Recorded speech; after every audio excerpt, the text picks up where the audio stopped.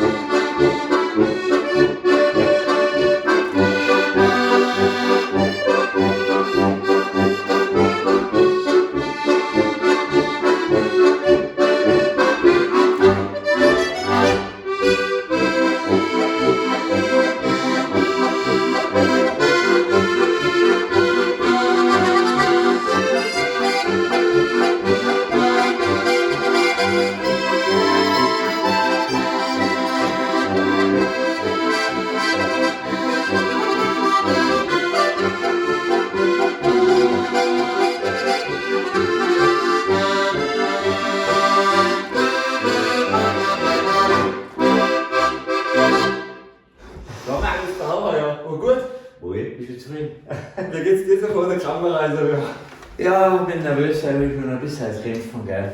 Allein geht es viel besser daheim, aber wenn ich auf einer Spielplatz komme, dann bin ich halt gut sackelig. Aber ich glaube, da geht es jedem gleich. Ich meine, auch. Das habe ich früher auch genau gehabt, wenn du vor Leuten spielst oder vor der Kamera. Ja.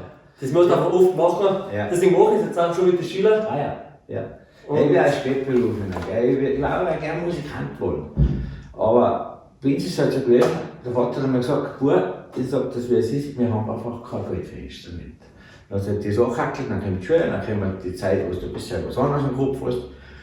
Und irgendwann habe ich nachher noch meinen 50er gehabt und schon darauf hin kriege ich von meiner Familie ein Zugehen. Nachher habe ich gesagt, Freunde, das ist mir schon narrisch. Aber der Rest geht mir bei Danke. Hat's geklappt? Ja. Und nachher habe ich meine Musikschule, Jagdwerk. Und dann habe ich da noch Noten gelernt. Ja, ganz fleißig gewesen am Anfang. Und irgendwann habe ich dann zu ihm gesagt, Stefan, sage ich,